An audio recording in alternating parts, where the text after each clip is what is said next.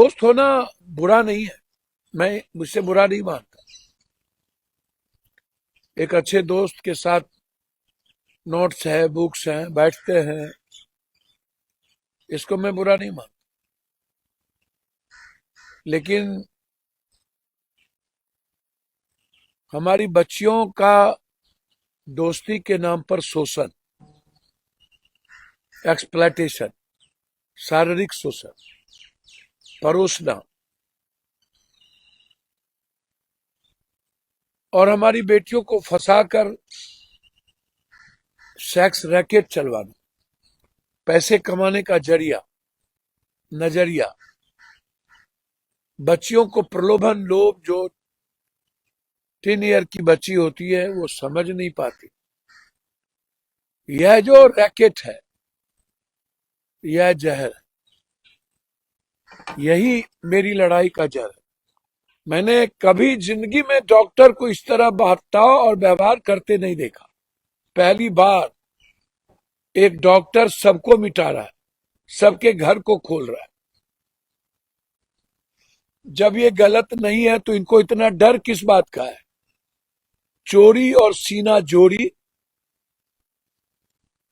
और खुद ये, कभी आपने देखा था कोई डॉक्टर को झंडोत्तोलन करके फोटो डालना और स्पीच में गणतंत्र की बात ना करके मिट्टी में मिला देना?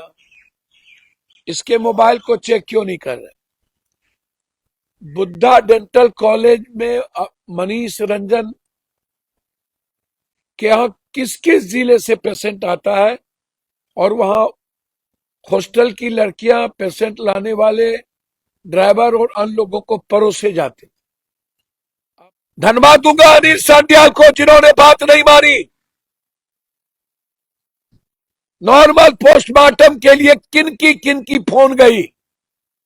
इंद्रभूषण ठाकुर की मोबाइल की जांच, अभिषेक के मोबाइल की और सतीश के मोबाइल की जांच, और शाहजानंद बाबू की भी मोबाइल की जांच। ये चारों की मोबाइल की जांच आवश्यक है। इनका कॉल डिटेल निकालिए और इनका लोकेशन निकालिए, चारों का। किनके फोन गए?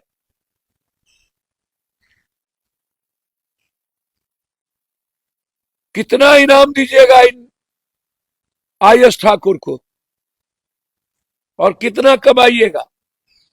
कितना गोल्ड मेडलिस्ट दीजिएगा? मैं बहुत कुछ जानता हूं, लेकिन बेटी है, मैं कुछ बोलूंगा नहीं, मैं खोलूंगा नहीं।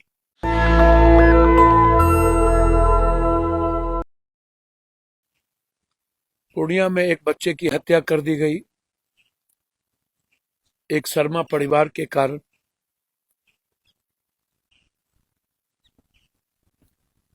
लगातार सुबह से शाम उस परिवार के आंसू देखे नहीं गए। हर दिन आंसू के अलावा कुछ भी नहीं मेरा बहता। सुबह से लेकर के रात तक आंसू आंसू आंसू। कभी किसी घर की बेटी, कभी किसी घर का बेटा, कभी किसी घर की परिस्थितियां, कभी किसी घर की माँ, कभी किसी घर की बहन, कभी किसी घर का पिता। ये अनवरत समाज में लगा। मुझे आश्चर्य होता है,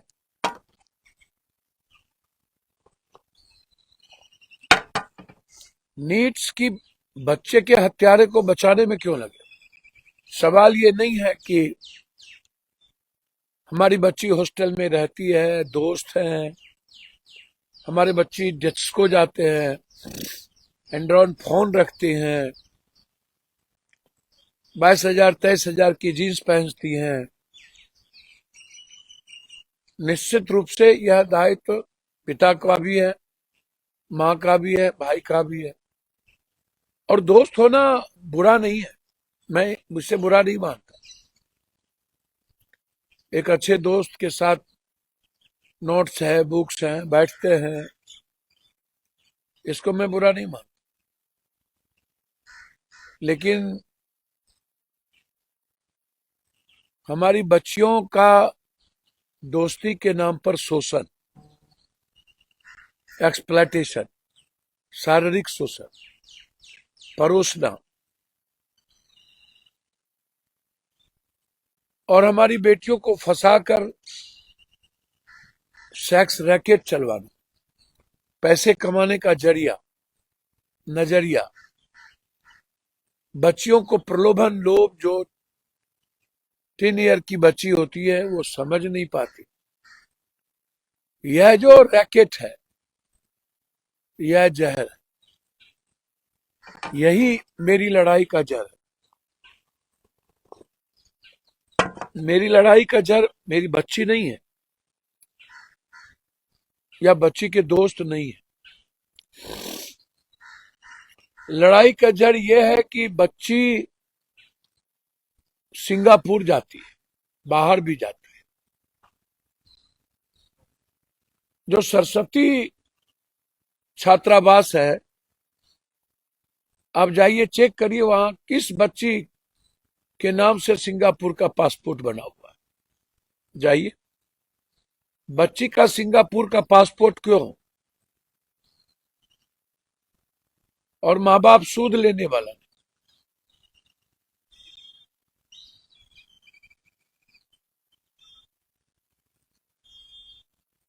रात रात भर गायब रहना, दिन में कॉलेज स्कूल के नाम पर बहकाना, ये सवाल है। और सवाल ये है कि अब आप क्या खोज रहे हैं? लड़के के कपड़े तो साफ हो गए, जो जो लोग इसमें इन्वॉल्व होंगे। जरा मुझे बता दीजिए जनाब सम्राट चौधरी साहब,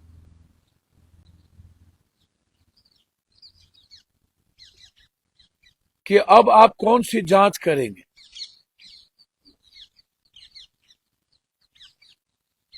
फॉरेंसिक यदि अलग भी जांच करेंगे तो अब तो किसी का फॉरेंसिक आप दे देंगे और नॉर्मल हो जाएगा। सवाल यह है कि इस केस को दबाने में एसआईटी और सीआईडी, ये दोनों को आप लगाने के बाद अभी तक कोई भी निराकरण नहीं पहुंचा। इतनी उलझी हुई केस तो रुपेश की भी नहीं थी। पीएमसीएच के सुपरिटेंडेंट का किसको फोन गया, आप उसकी फोन को जांच कीजिए।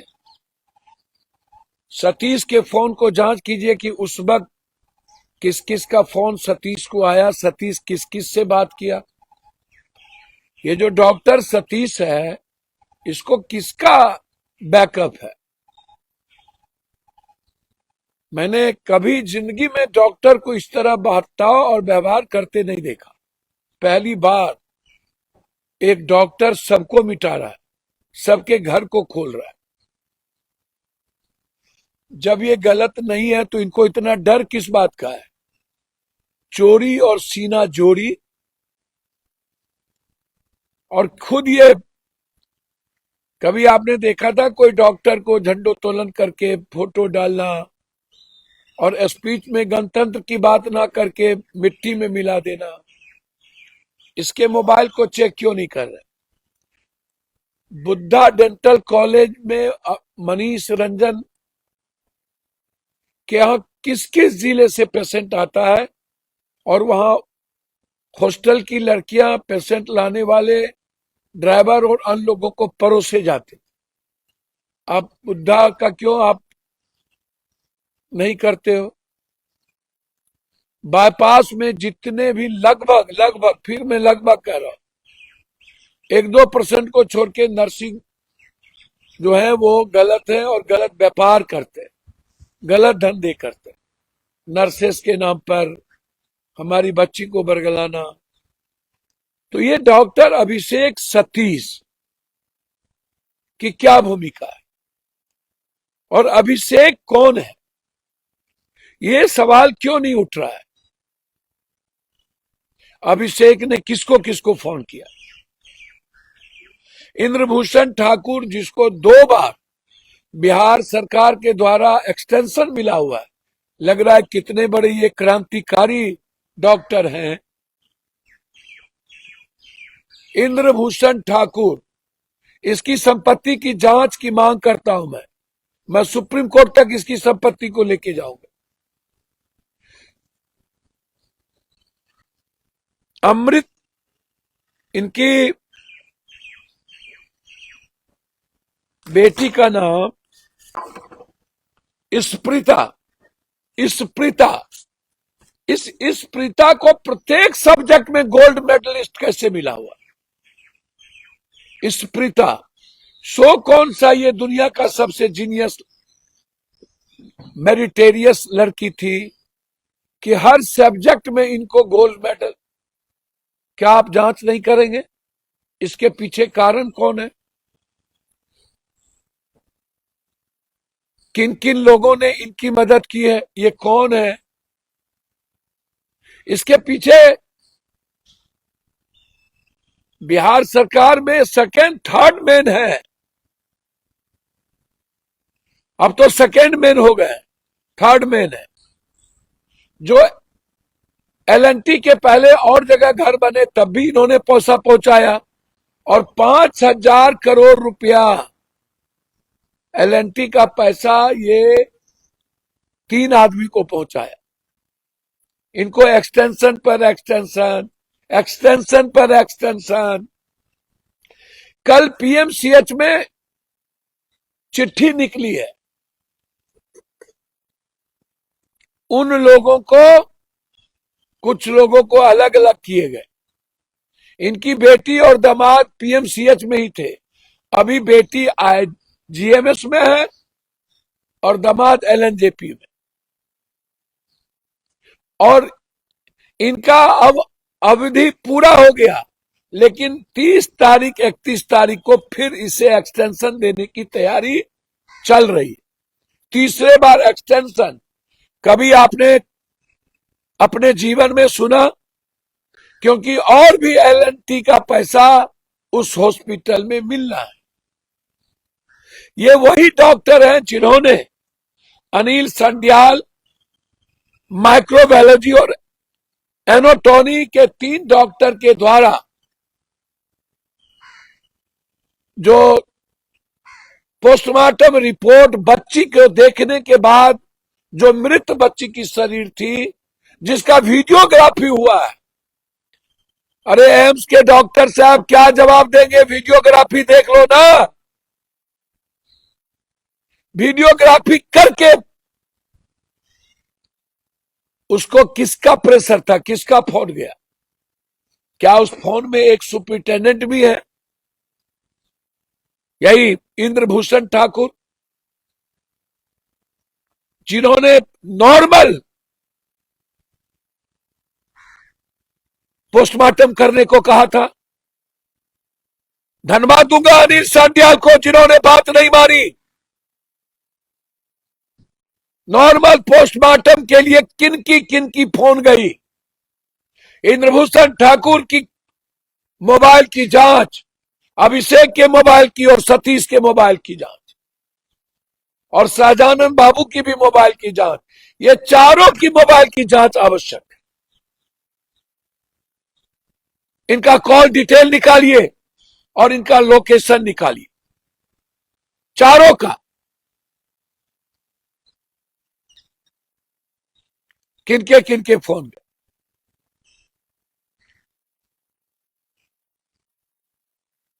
कितना इनाम दीजिएगा इन आईएस ठाकुर को, और कितना कमाइएगा? कितना गोल्ड मेडलिस्ट दीजिएगा? मैं बहुत कुछ जानता हूं, लेकिन बेटी है, मैं कुछ बोलूंगा नहीं, मैं खोलूंगा नहीं। बहुत कुछ जानता हूं, क्या क्या करते हैं इंद्रभूषण ठाकुर, क्या क्या करते थे, सब कुछ जानता हूं। इंद्रभूषण ठाकुर को ऐसे मैं नहीं छोड़ूंगा। इनकी पूरी संपत्ति की जांच चाहे जैसे भी हो मैं करवाऊंगा।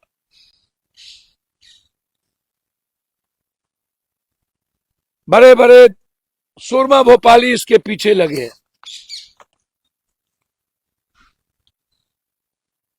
मेरा दूसरा सवाल यह है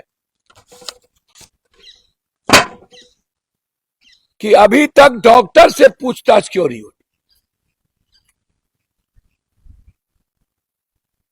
और सतीश अभी तक जेल क्यों नहीं जा रहा, और उस घर के कपड़े किसने साफ किए, रूम किसने 5 दिनों में साफ किए, और एफआईआर 9 को क्यों हुआ, 6 को क्यों नहीं हुआ। 20 दिनों के बाद 18 दिनों के बाद हमारे एक अच्छे भाई हैं, हम उनको बहुत मानते हैं, विजय सिन्हा जी, बहुत मानते हैं, इज्जत करते हैं। जातीय दबाव के बाद वो हमारी बेटी के घर पर गए। इसके पहले हमारे भाई कभी किसी बलात्कार के घटना में गए नहीं थे, पहली बार गए। चलिए गए तो एक बार। विजय बाबू, आपने कहा बीजेपी के नेता हो या कोई हो, मैं छोड़ूंगा नहीं। लेट किस बात की है? आपकी एसआईटी और सीआईडी तो मेरी रिश्तेदार, मेरे उनके मामा, उनके भाई, जिन लोगों ने मदद की उसी का डीएनए लेकर के, पहले तो आपने कहा नींद की गोली नहीं पाई गई, ना रूम में मिला और ना दुकान से नींद की गोली ली। फिर सीसीटीवी फुटेज नहीं मिला, वो पिता के 2 दवाई मिले। जब ये फंसाने की पॉलिसी आपकी खत्म हो गई तो आपके थाने में जो बच्चे इनके परिजन को मदद किया उसको 48-24 घंटा रख करके बिजली करंट देने की धमकी दी गई। हर तरह का प्रयास किया गया है तोड़ने की, केस को डाइवर्ट करने की। काहे? क्या कारण? अब कौन सी जांच आप करोगे? क्या पाओगे? क्या मिलेगा?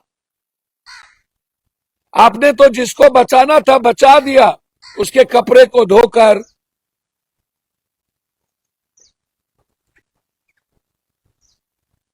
आप लोगों ने तो उस परिवार को भी कलंकित कर दिया, जीने का कहीं का नहीं छोड़ा। अब विजय बाबू, कम से कम उस परिवार को आत्महत्या से तो बचाइए पहले। आप गए, उसका रिजल्ट क्या है? आपको नहीं लगता कि अभिनव बाबू जो एएसपी साहब हैं और हमारे जो क्रांतिकारी एसपी साहब हैं,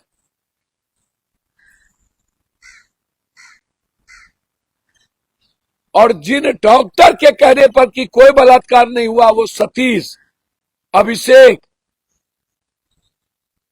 वो क्यों छुपाए, और छुपाने में उन पर एफआईआर क्यों नहीं हुआ? विजय बाबू, हाथ जोड़ता हूं, आप इन डॉक्टर पर सबसे पहले एफआईआर करवाइए, क्योंकि इस केस की सबसे बड़ी कड़ी है डॉक्टर।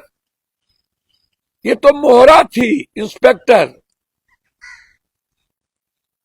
इन्हें तो ऊपर से किन किन का फोन आया, ये सवाल।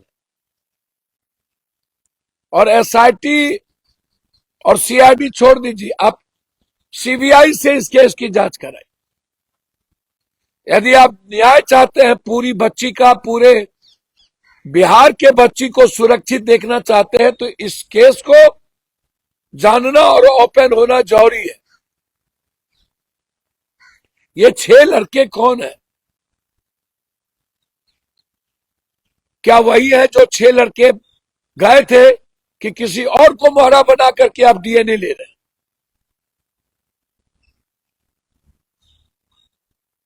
हॉस्टल कब सील हुआ?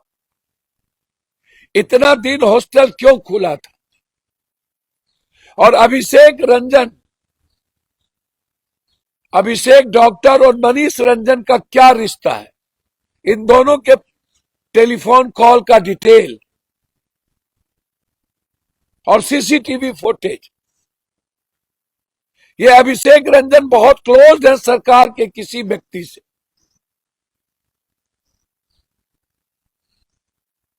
मुझे उसकी परवाह नहीं है, लेकिन अभिषेक रंजन को मैं नंगा करके रहूंगा, चाहे जो भी हो।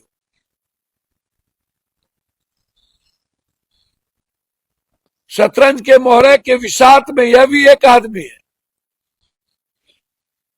और इनको लगता है कि अभिषेक रंजन सतीश को बचा लेंगे, क्योंकि ये सरकार के नाक के बाल है।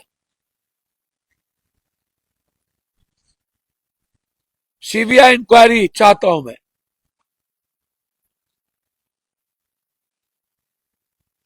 मेरा कुछ नहीं कहना था, मेरा कहना था कि किसका प्रेशर था इस को बदलने का, किनके फोन गए, कॉल डिटेल क्यों नहीं, किसी डॉक्टर पे कार्रवाई क्यों नहीं। एएसपी साहब हमारे केस तर्रार हैं, उन पर किनका प्रेशर था। एसआईटी और सीआईडी दोनों मिलने के बाद अभी तक केस उलझी हुई है, और परिवार को लगातार प्रताड़ित किया जा रहा। मां आत्महत्या की स्थिति में, पिता बिल्कुल विचलित है, भाई पागल न हो जाए, मामा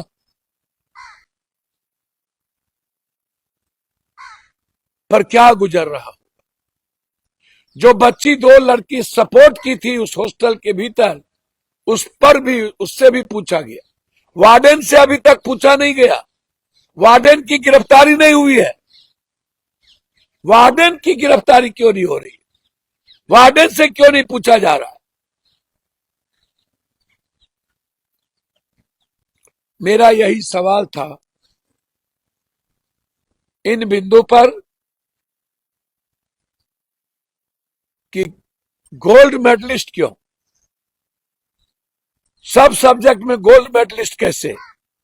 दूसरा सवाल थोड़ा सा है, वो सवाल है यूजीसी को लेकर। यूजीसी के मुद्दे दुनिया में आजाद हिंदुस्तान के पहले से लेके आज तक,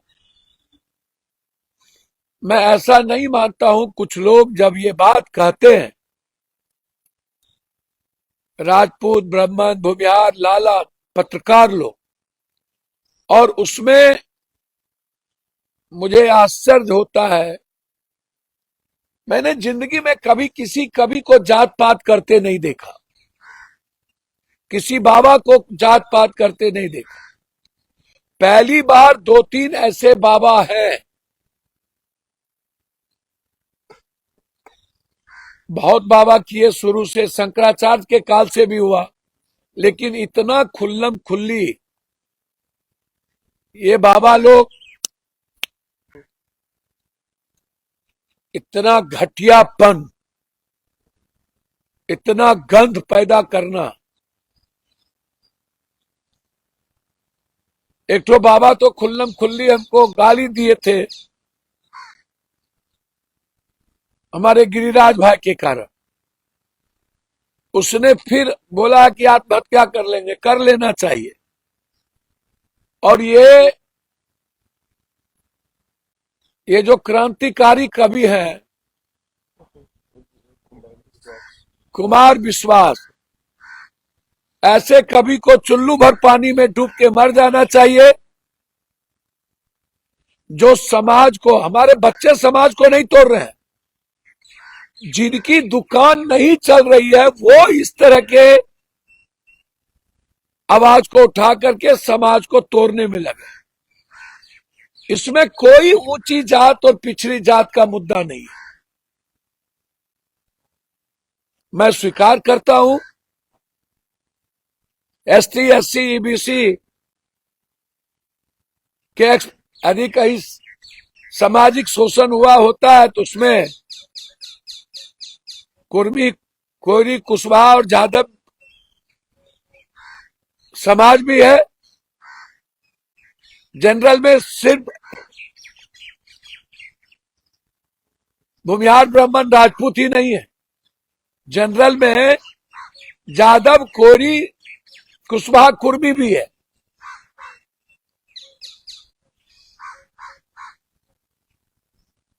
लेकिन जो कानून बने हैं ये तो बिल्कुल एक नॉर्मल कानून है कि किसी बच्ची के साथ, किसी गरीब विकलांग के साथ, किसी जो आंख से हमारा ब्लाइंड हो उस बच्चे के साथ, किसी आर्थिक रूप से कमजोर बच्चों के साथ किसी भी तरह का कोई मजबूत गाड़ी घोड़ा वाला ताकतवर आदमी किसी भी जीनियस के साथ एक्सप्लॉइटेशन ना करे। उसके सारे चीजें हैं। मेरे पास कोई ऐसी चीज नहीं है कि जो ना हो। पहले कानून में 100 छेद थे, रास्ते थे। अब कानून को मजबूत इसीलिए किया गया कि एक पप्पू यादव के बेटे के भीतर या किसी के भीतर एक मन में कानून का डर हो। वैसे कानून का तो राज है नहीं, कानून का डर हो। ये नरसिंहानंद गिरी खुले तौर पर गाली गलौज कर रहे हैं, नरसिंहानंद गिरी। और कुमार विश्वास तो अति कर दिया। मैं आग्रह करूंगा इस कुमार विश्वास के किसी भी कार्यक्रम में कोई गरीब ना जाए, इसका विरोध होना। मानसिक स्वास्थ्य, यौन उत्पीड़न और भेदभाव के खिलाफ सख्त नीतियां, और कुछ नहीं है, यौन नीतियां।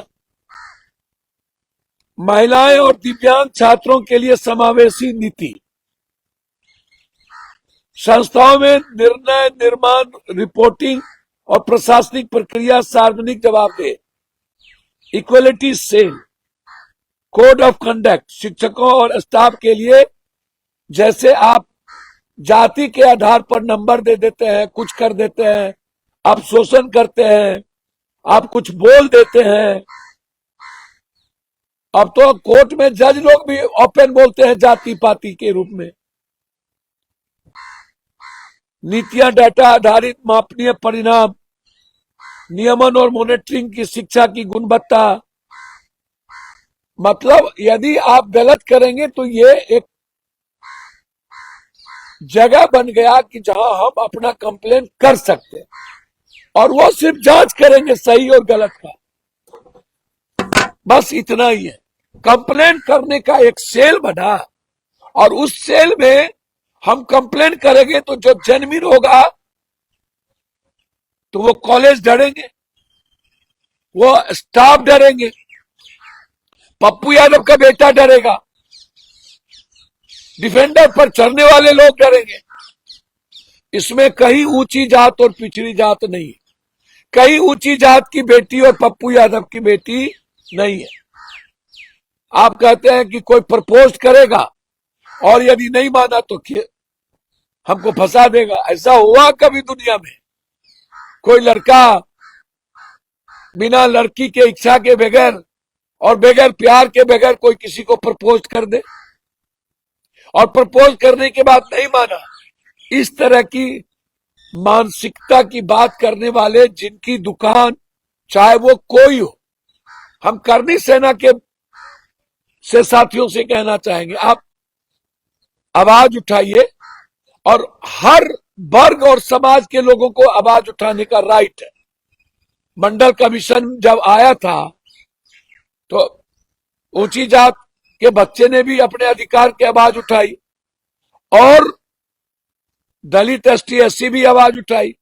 एससी एसटी एक्ट जब आया था तब भी आप विरोध किए थे, भारत बंद किए थे। क्या हुआ? जब कोई कानून बनता है तो 1-2% खामियां निकलती है, फिर धीरे धीरे सुधार भी होता है। यदि ऐसे कानून से प्रताड़ना की कोई गुंजाइश नहीं।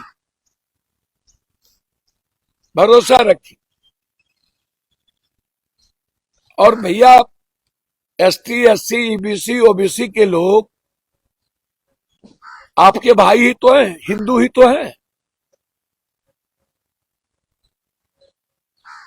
आप कहते हैं पूरा हिंदू एक हो जाओ, और ये गिरिनानंद जी, इरिनानंद जी और चिल्लानंद जी दलित हिंदू नहीं है। ओ बाबा, ये बड़ा बड़ा, ये जो 10,000 करोड़ 1,000 करोड़ के मालिक बने हैं, दलिते के पैसे से तो बने हैं। वो ईबीसी और ओबीसी के लोग हिंदू नहीं है।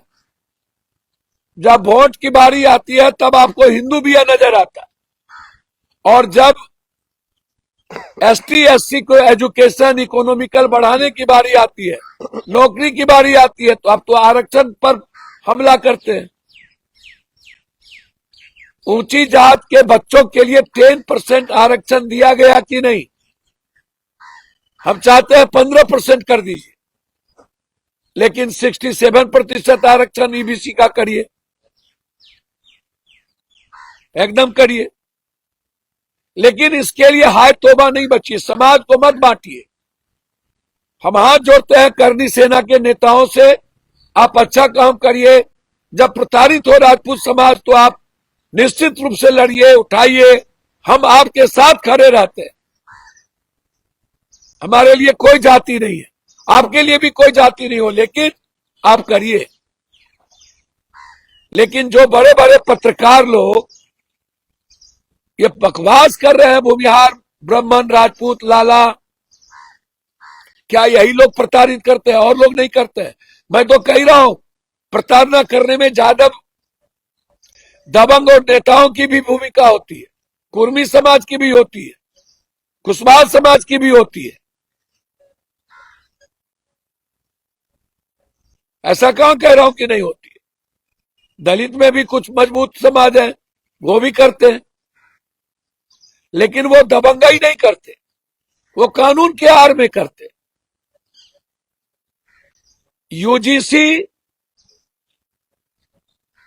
एक ऐसा लॉ बना जो किसी भी तरह के कमजोर तबके बच्चों को शारीरिक, मानसिक, आर्थिक प्रताड़ना ना हो, उसके नंबर में, उसके एजुकेशन में किसी भी तरह का क्लासेस में उसको कमजोर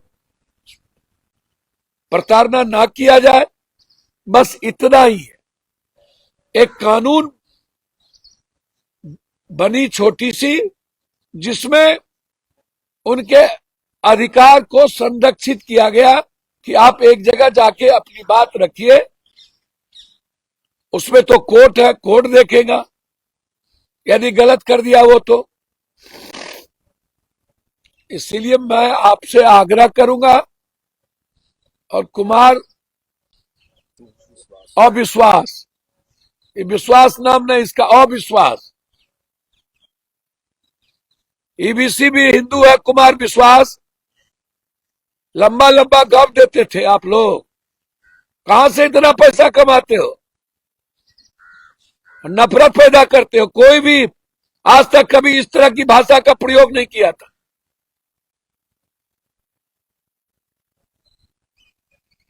इसलिए ऐसे लोगों का सामाजिक बहिष्कार होना चाहिए, और ऐसे चुरकुट बाबा का जो नफरत पैदा करते हैं। और सभी ऊंची जात के छात्रों से आग्रह करूंगा कि हम लोग भी जनरल कोटा में ही आते हैं, ठीक है, कहीं ओबीसी है, कहीं कुछ है, हमारा भी, हमारे भीतर भी डर होगा, ताकि मैं किसी दलित और ईबीसी के साथ नाइंसाफी ना करूं। आपसे आग्रह है कि इस मुद्दों में समाज को मत बांटिए, बैकवर्ड फॉरवर्ड मत कीजिए। हम हाथ जोड़ते हैं। आज जरूरत है हमारे देश के बच्ची को बचाने की, आज जरूरत है हमारे देश में एजुकेशन की इक्वलिटी की, आज जरूरत है मिनिमम और मैक्सिमम रिक्वायरमेंट की, फ्री एजुकेशन की। हम लोग को इक्वल और फ्री एजुकेशन की लड़ाई लड़नी चाहिए।